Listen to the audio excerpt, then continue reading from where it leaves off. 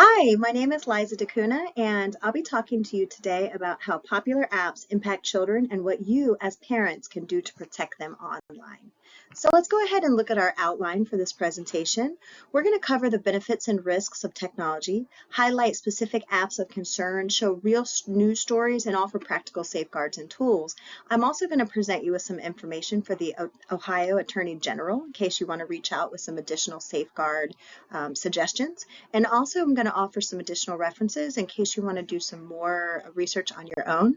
So let's go ahead and look at some benefits of technology for young users. As we know, it isn't all bad, and it really can help kids learn and connect with peers and also feel supported. The goal here is just to balance these benefits with safety. An article by Haddett and others published in 2022 called The Positive Effects of Digital Technology Use by Adolescents really gave a scoping review of the literature that there are benefits to technology for young users. Some of these benefits you can see right here. They give access to different cultures and educational resources, can enhance a peer's connection and communication, may increase the feelings of social support, and also may connect to a certain group and gain access of information. So now let's look at three apps that are widely used by children, but come with some serious risks. And also, I'm going to offer some safeguards parents can implement today.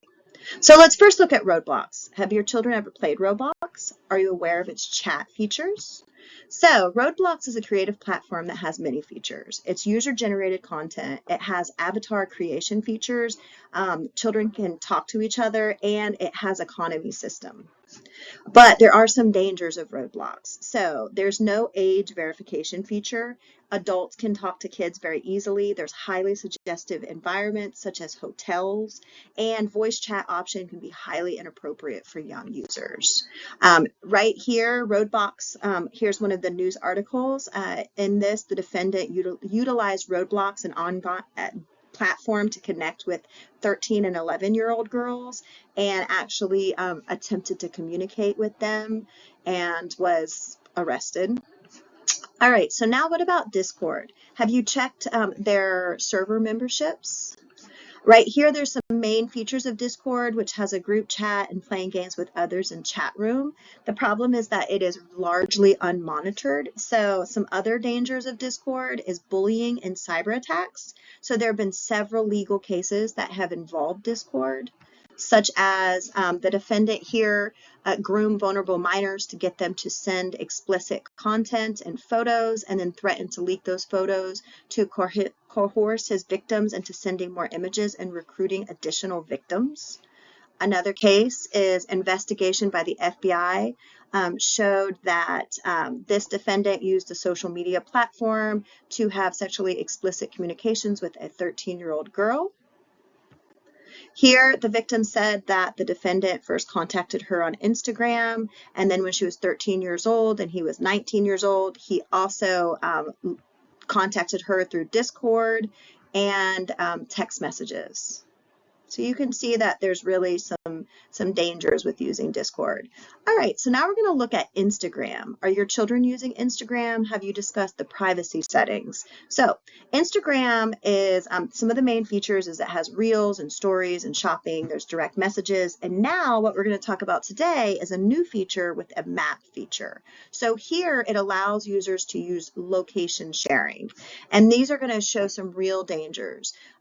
One is the new map feature allows users to share real-time location. The images can shape perspectives and views. They can impact and influence self-esteem, and Instagram can cause changes in mood, lead to addiction, and affect mental health. Also, here are some cases that have involved Instagram. A federal search warrant was executed at this resident's house as a result of child pornography uploaded to Snapchat and Instagram accounts. So we can see that there's some dangers there. So what can we do? What are some strategies and safeguards that you can do right now? So the first one, kids can attend an online workshop to learn how to protect themselves. I have a link there to one of the online cybersecurity workshops. It's a 6-hour workshop. Another one is to stay involved. Keep computers in high traffic areas and monitor computer usage. Set rules and boundaries such as time limits, which sites are appropriate to visit. You can keep communication open and equip children with tools to be online safely, really allowing them to come and talk to you if they do encounter something that, somebody has said something inappropriate, really keeping that communication open, knowing what they're doing, knowing the sites that they're visiting. You could even be checking some of those instant messages. Also, you can implement parental controls and monitoring software. We're going to go ahead and talk about that in this side as well. So now we're going to be looking at monitoring content and blocking tools. So two of the ones we're going to talk about today are called Bark and NannyNet. So they're both going to be really good sites. First one is Bark. Go ahead and see that it's at bark.us. And some of the features of Bark are monitors text, email, social media, search activities, alerts parents of possible risks. It also alerts for dangerous content, behavior in text and social media. It will work across many devices. So if you have a smartphone, a tablet, a computer, it costs between $5 and $14 a month, $5 being their basic and $14 being their more advanced. And also it has unlimited devices for children under a plan. We also are going to look at NannyNet, and it is nannynet.com. So here with NannyNet is a strong web content filtering, real life protection, screen time management. It controls and limits access, so it's more of like a filtering and blocking software. The family plan supports many devices. It is $39.99 to $89.99 a year, and real-time filtering, app blocking, setting limits for usage times, and scheduling access. So parents can really get some good control over the phone and over the devices here by setting these parental guidelines. So what are we doing? Like, what else is lawmakers doing? So here's some more safeguards. So Ohio lawmakers introduced a House Bill 302 for online child safety. This bill aims to strengthen age verification and parental tools. So we can really see here that we're trying to get the age verification really enforced.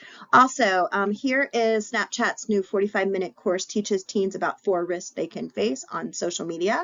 So this is developed with the Common Sense Media, a nonprofit focused on kids' safety and well-being in a digital world. This program offers educational videos, interactive reflections, and practice exercises on handling real-life scenarios. The goal here is for teens to finish the program with knowledge on how to spot potential harms and have the ability and confidence to protect themselves. So really we're trying to aim them, just as with our other safeguards that we talked about and them doing that cybersecurity course, is really helping them to arm themselves with knowledge of when they are seeing risky behavior and what to do about it. So here, this is our Ohio Attorney General, Dave Yost. He filed a federal appeal with the Ohio argument for reversing a block on the state parental consent law for media. He is filing it with the U.S. Court of Appeals, where it's going to undo a permanent injunction granted in April to NetChoice, a trade group that represents TikTok, X, and other social media giants. So he's really trying to push for these laws to protect the children. Also, here are some things that his site talks about and how to help protect children, like if they are involved in cyberbullying, don't reply, don't try to solve the problem on their own. They really need to get adults involved, as we've talked about. That communication piece really needs to be there. We need to be asking our kids, what are they looking at? Who are they talking to? Really getting involved in their life. Also, don't delete the messages. They need to make sure to know to keep those messages as proof, and then to protect themselves. Never agree to meet anybody in public. Never agree unless you take your parents or another trusted adult. Some other things is being anonymous. Avoid putting information on social media. This is where Instagram becomes very dangerous with their maps that they can track the position of children. Post with caution. Here's some other ones that you can look through. Okay, so here is the Ohio Attorney General's information if you'd like to contact him for additional safeguards. There's his website. You can go ahead and click that.